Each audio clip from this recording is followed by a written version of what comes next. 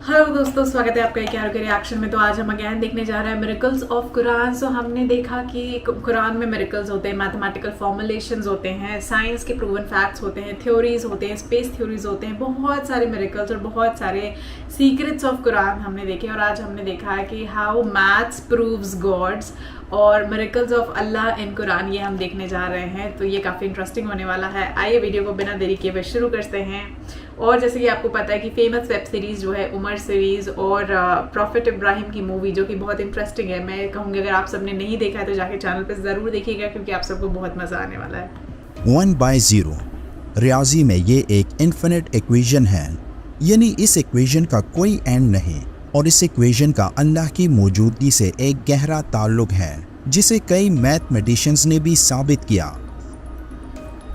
अब वो ताल्लुक क्या है और इस एक इक्वेशन से अल्लाह की मौजूदगी को कैसे मालूम किया जा सकता है, ये सब इस वीडियो में जानेंगे। लेकिन उससे पहले बात करेंगे इस दुनिया में सबसे ज़्यादा पूछे जाने वाले सवाल के बारे में, और वो ये कि क्या खुदा मौजूद है।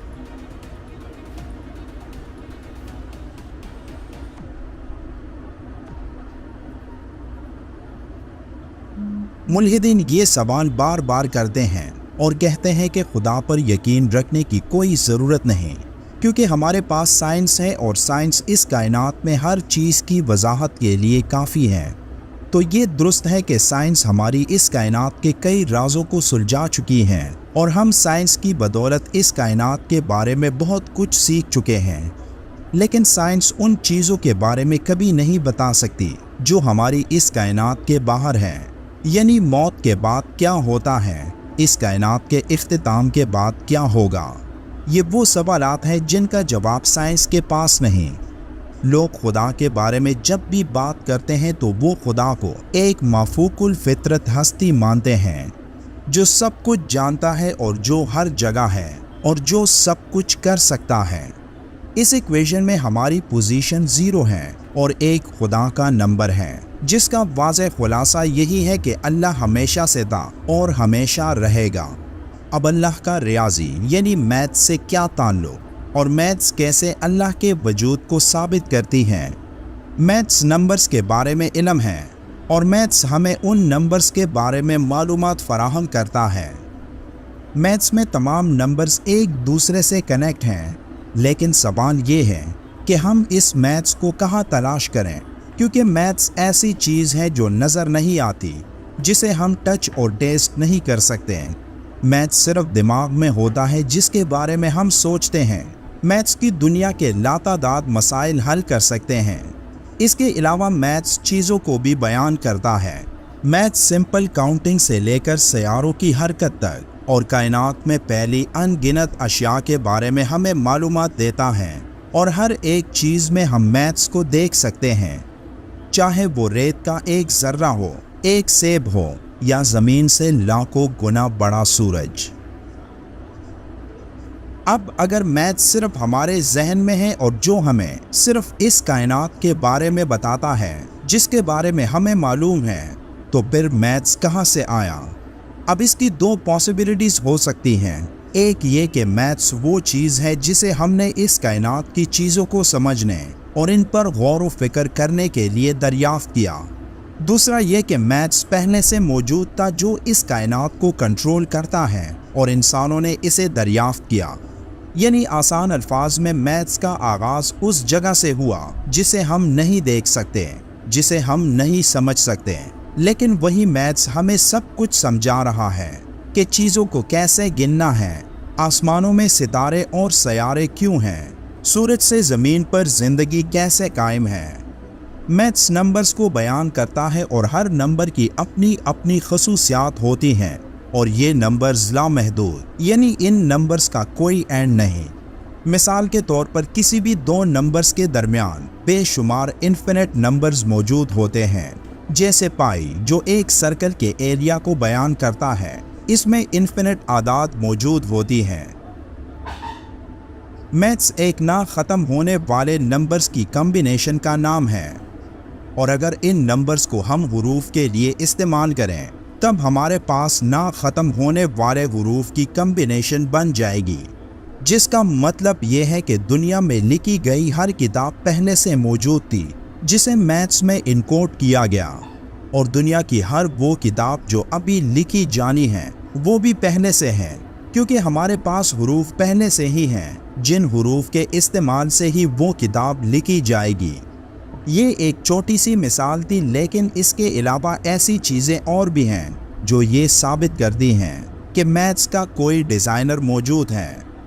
एक और मिसाल ये है कि एक दफ़ा किसी ने ये सिंपल इक्वेशन मालूम की, और जब इसे एक ग्राफ पर रखा गया तो ये एक अजीबोगरीब शेप में तब्दील हो गया।